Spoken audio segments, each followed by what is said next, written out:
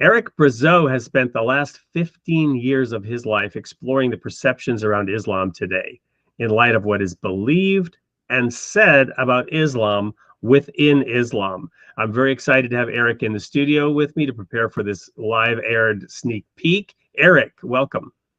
Thank you. Glad to be here. Wade. So the first question in this quick sneak peek is, you mentioned something about there being 70, some 72, some number around 70 different sects of Islam that are mentioned in the Quran. Tell me Yes. about that. Well, in the Quran, it mentions there will be 73 or 2 sects vying to be the true representatives of Islam. Of course, all but one will be fake and false, and one will be the one that actually gets to go to paradise. But these are considered sects, i.e. they're considered Islam, and Islam is one, but there are these variations, and most of them are false, and one of them is true. Correct. Having said that, we're going to talk about the impact of Islam as a whole on Western civilization in this show. You mentioned the word Hafez. Tell me and our audience what that is. Okay, a Hafez is someone who has committed the whole Quran verbatim to memory, and they can recite any verse at any time. Most people who are Hafez are not going to be found in North America. They will be found in Africa, in Asia, parts of Pakistan and Afghanistan.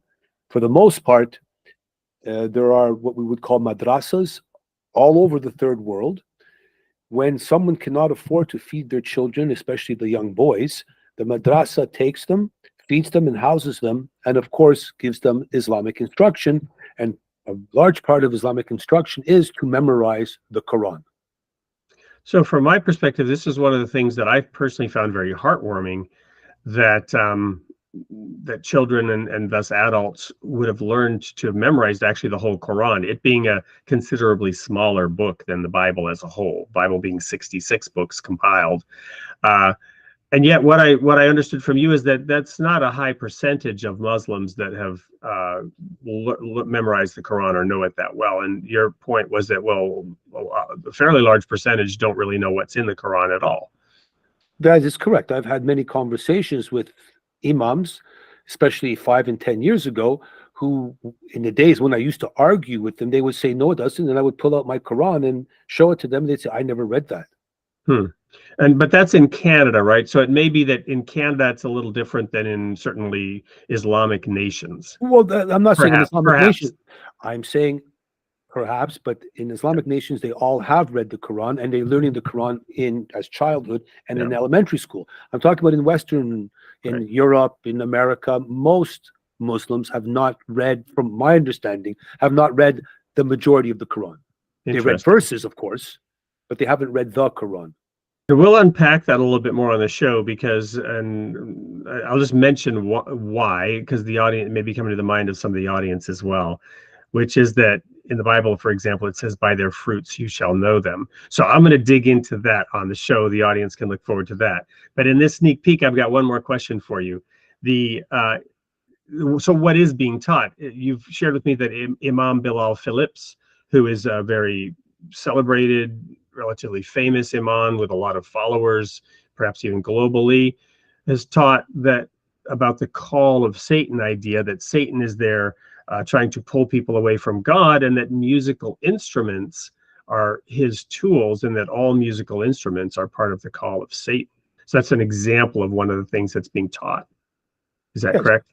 Not only is music the call of Satan, but he goes on further to say that all bells, especially church bells, are satanic.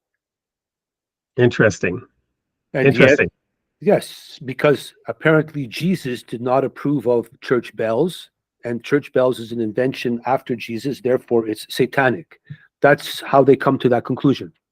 Now, that is not him saying it, that's him saying it based on and reading the hadith, which is the Islamic doctrine. I'm actually familiar with a variation of this from within my own background as Christianity, and sermons that I heard by ministers that spoke about bells as being somehow impure and evil. So that's fascinating.